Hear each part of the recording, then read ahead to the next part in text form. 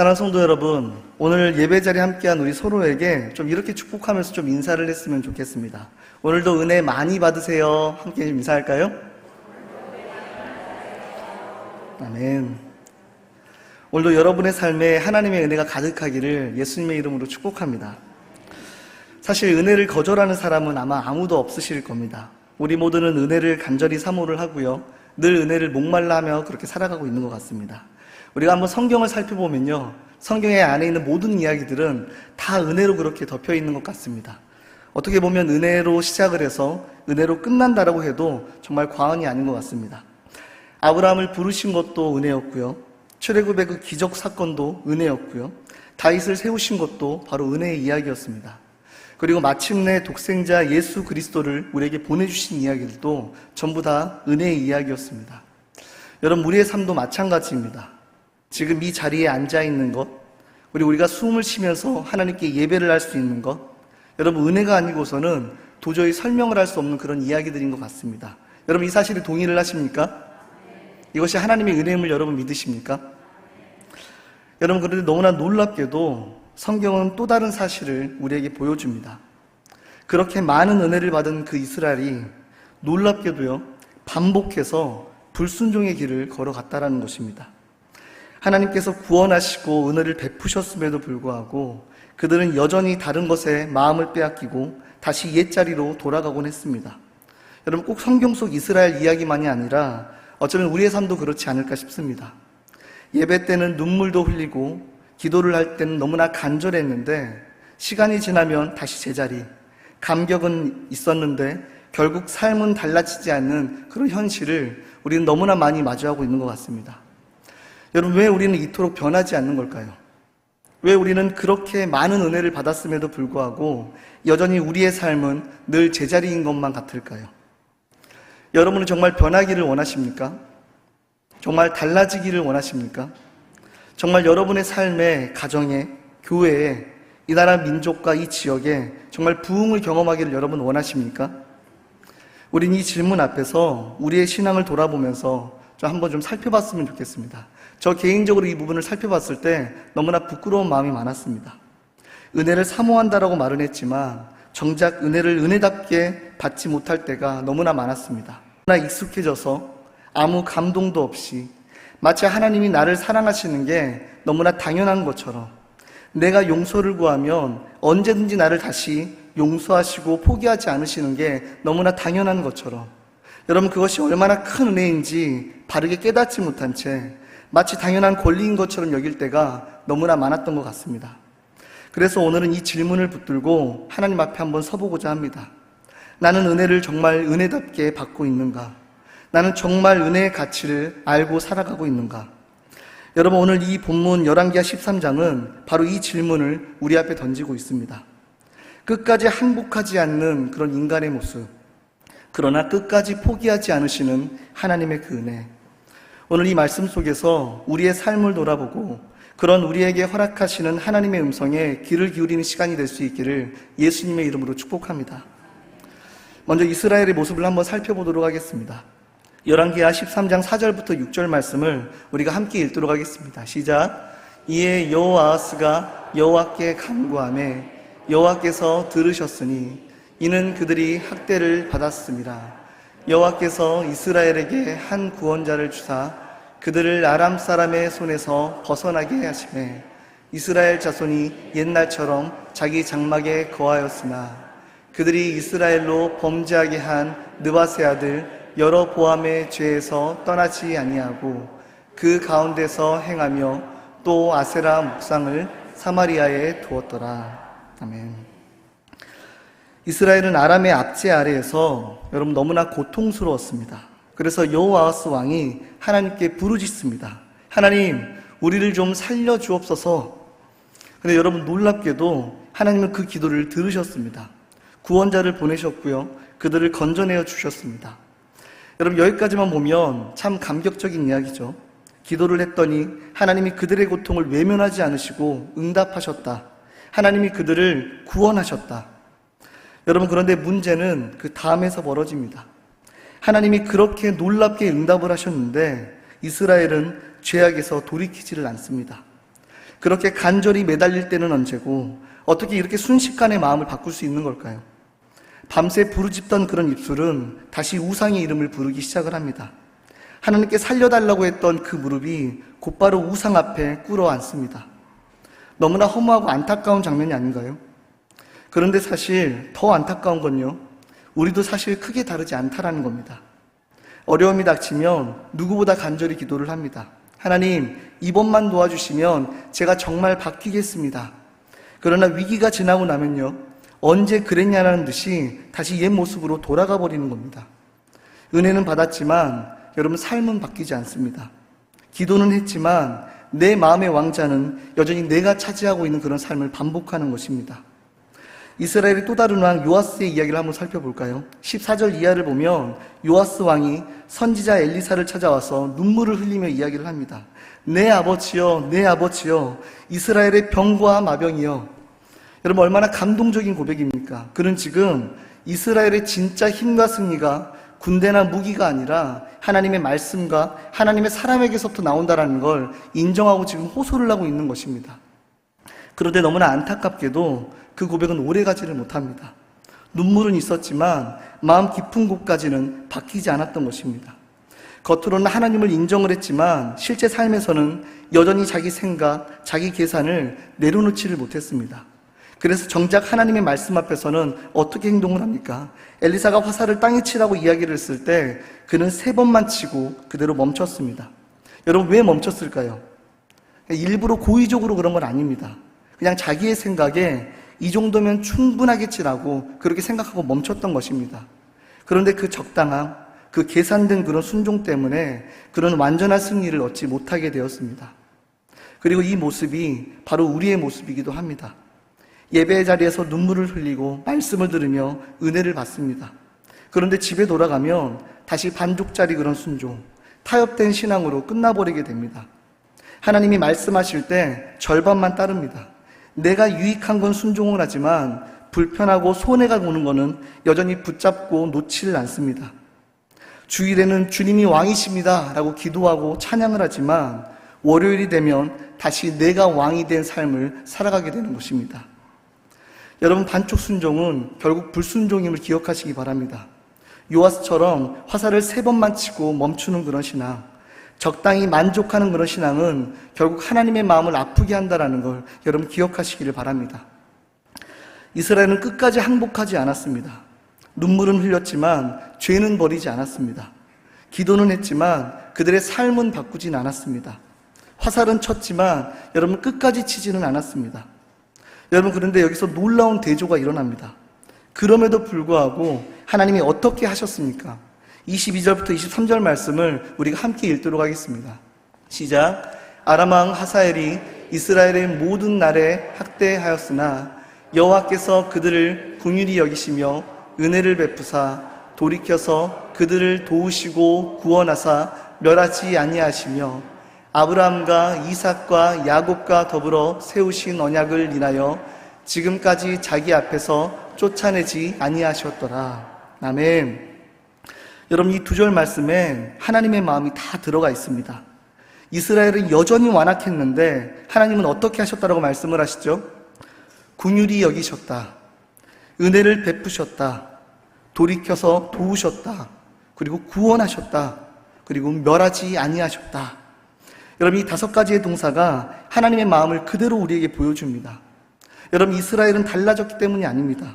여러분, 그들이 회개했기 때문이 아닙니다. 그들이 뭔가 변화되어졌기 때문에 그런 것이 아닙니다. 그들은 여전히 똑같이 행동하고 살고 있었습니다. 여러분, 그럼에도 불구하고 하나님은 포기하지 않으셨습니다. 여러분, 왜일까요? 왜 하나님은 끝까지 포기하지 않으셨을까요? 23절 말씀이 우리에게 그 해답을 허락합니다. 함께 읽겠습니다. 시작. 아브라함과 이삭과 야곱과 더불어 세우신 언약 때문에. 아멘. 즉, 하나님이 이스라엘을 붙드신 그 이유는 그들의 자격이 아니라 하나님의 약속 때문이었습니다. 그들의 신실함이 아니라 하나님의 신실함 때문이었습니다. 이스라엘의 충성이 아니라 하나님의 언약의 그 성실함 때문이었습니다. 사랑하는 여러분, 이것이 바로 복음입니다. 만약 하나님께서 우리의 모습대로, 우리의 어떤 행위대로 우리를 판단하시고 우리를 대하셨다라면 여러분, 우리는 이미 벌써 무너졌을 것입니다. 우리의 삶의 은혜는커녕 심판밖에 남을 것이 없었을 것입니다. 그런데 지금 우리가 여전히 이 자리에 있는 이유는 여러분 단 한 가지입니다. 바로 포기하지 않으시는 이 하나님의 은혜 때문임을 여러분 기억하시기를 바랍니다. 성경은 이 사실을 아주 특별한 사건으로 우리에게 증거를 해줍니다. 바로 20절부터 21절까지의 말씀인데요, 우리가 함께 이어서 읽도록 하겠습니다. 시작. 엘리사가 죽음에 그를 장사하였더니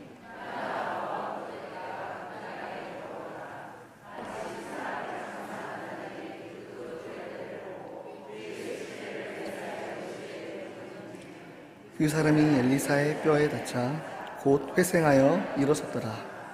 아멘. 여러분, 한번 이 장면을 상상해 보시기를 바랍니다. 장례를 치르던 사람들이 갑자기 도적대를 만나서 허겁지겁 그렇게 도망을 치려다가 시신을 급히 엘리사의 무덤에 던져 넣었습니다. 그런데 그 순간 어떤 일이 벌어지죠? 그 죽은 사람이 벌떡 일어나서 살아서 걸어 나오는 것입니다. 여러분, 얼마나 놀랍고 충격적인 장면입니까? 사람들은 기겁하면서 아마 소리를 질렀을 것이고요, 그 자리에 있던 모두는 이 광경을 평생 잊지 못했을 것입니다. 여러분, 그런데 더 놀라운 사실이 있습니다. 바로 엘리사는 이미 죽어있는 상태였다는 것입니다. 선지자는 무덤에 묻혀 있었는데 어떤 일이 벌어지죠? 그의 뼈에 시신이 닿자 그가 살아났던 것입니다. 여러분, 이것이 무엇을 의미하는 걸까요? 하나님의 은혜와 능력은 사람에게 묶여있지 않다라는 것입니다. 선지자는 죽었지만 하나님의 은혜와 능력은 여전히 살아 역사하시다라는 걸 우리에게 보여주고 있는 것입니다. 할렐루야. 여러분, 이 사건은 우리에게 이렇게 말을 합니다. 하나님의 은혜는 인간의 생명보다 크고요, 인간의 불순종보다 깊으시며 인간의 한계보다 넓다라는 사실을 우리에게 보여주는 사건입니다. 여러분, 은혜는 죽음조차 끊어내지 못하는 것입니다. 그리고 이 장면은 장차 오실 메시아 예수 그리스도를 미리 보여주는 그런 그림자의 역할을 합니다. 로마서 5장 8절 말씀은 우리에게 이렇게 이야기를 합니다. 우리가 아직 죄인 되었을 때 그리스도께서 우리를 위하여 죽으심으로 하나님께서 우리에 대한 자기의 사랑을 확증하셨느니라. 아멘. 사람들은 저항을 하면서 하나님의 아들을 십자가에 못 박았습니다. 여러분, 그 순간조차 인간은 끝까지 항복하지 않았습니다. 여러분, 그럼에도 하나님은요, 우리를 결코 포기하지 않으셨습니다. 오히려 그 십자가에서 우리의 구원을 완성을 하신 것입니다. 그리고 사흘 만에 부활하신 예수 그리스도는 우리에게 이렇게 증거를 하십니다. 죽음조차도 하나님의 은혜를 끊을 수 없다. 너희를 향한 나의 사랑은 그 어떤 무엇으로도 막을 수 없다. 할렐루야. 사랑하는 여러분, 그래서 우리가 지금 이렇게 살아있는 것입니다. 우리가 완악함에도, 우리가 불순종함에도 하나님은 포기하지 않으셨다라는 것입니다. 오늘 우리가 예배의 자리에 앉아있다라는 것 이 자체가 바로 그 증거입니다. 오늘 우리가 말씀을 듣고 있다라는 것 이 자체가 바로 은혜의 결과라는 사실을 여러분 기억하시기를 바랍니다. 그런데 여기서 우리가 꼭 짚어야 할 질문이 있습니다. 그렇게 많은 은혜를 받았음에도 왜 이스라엘은 계속 불순종하는 삶을 살았던 걸까요? 하나님은 도와주시고 건져주시고 은혜를 베푸셨음에도 불구하고 왜 그들은 여전히 우상 앞에서 무릎을 꿇었던 것일까요?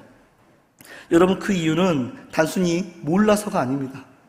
성경은 인간이 본래 죄로 인해 하나님을 거부하고 그 은혜의 참 가치를 보지 못한다라고 이야기를 합니다. 눈이 가려져 있는 것입니다. 귀가 막혀져 버린 것입니다.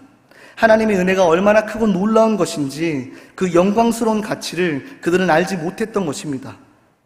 여러분, 은혜는 값없이 주신 것이지 값싼 것이 아닙니다. 여러분, 은혜는 우리에게 공짜로 주신 것이지 하찮은 것이 아님을 여러분 기억하시기를 바랍니다. 여러분, 그건 하나님의 아들의 생명값으로 우리에게 주어진 은혜라는 사실을 여러분 꼭 기억하시기를 바랍니다. 그런데 죄로 인해 마음이 어두워진 사람들은 여러분 그 은혜를 싸구려처럼 그렇게 대합니다. 여러분, 이스라엘이 그랬습니다. 하나님은 원래 우리를 도와주시잖아. 하나님은 당연히 우리를 버리지 않으시겠지. 이렇게 생각을 하면서 은혜를 권리처럼 여기고 값없이 주신 은혜를 값싼 은혜로 만들어버렸던 것입니다. 여러분, 근데 은혜의 진짜 가치를 본 사람은 여러분 어떻게 될까요? 진짜 그 은혜의 가치를 알게 된 사람은 예수님께서 말씀하신 천국의 비유를 우리가 함께 읽도록 하겠습니다. 마태복음 13장 44절 말씀을 함께 읽겠습니다. 시작. 천국은 마치 밭에 감추인 보화와 같으니 사람이 이를 발견한 후 숨겨두고 기뻐하며 돌아가 자기의 소유를 다 팔아 그 밭을 사느니라. 아멘. 여러분, 보화를 본 사람은 결코 계산하지 않습니다. 이거 사려면 집도 팔아야 되고 땅도 팔아야 되고 내가 너무 큰 손해를 보는 거 아닌가? 여러분, 이렇게 말하지 않는다라는 것입니다. 보화를 본 순간 여러분 오히려 기뻐하면서 자신의 모든 소유를 다 팔아버립니다. 여러분, 왜 그런 걸까요? 그 보화의 가치를 보았기 때문에 그렇습니다. 은혜의 참된 가치를 본 사람은 여러분 더 이상 계산하지 않습니다. 하나님을 향한 그 항복이 억지로가 아니라, 그 순종이 억지로 행하는 것이 아니라 바로 기쁨으로 이루어지는 일들이 되는 것입니다. 여러분, 이 진리가 여러분에게 소망이 되시길 예수님의 이름으로 축복합니다. 이제 성경이 우리에게 보여주는 놀라운 변화를 한번 살펴보도록 하겠습니다. 여러분, 이스라엘은 은혜를 받고도 결코 달라지지 않았습니다. 그런데 예수님의 제자들은 완전하게 달라집니다. 제자들도 처음에는 아마 우리와 같았을 것입니다. 예수님이 잡히시던 날 그들은 다 도망쳤습니다.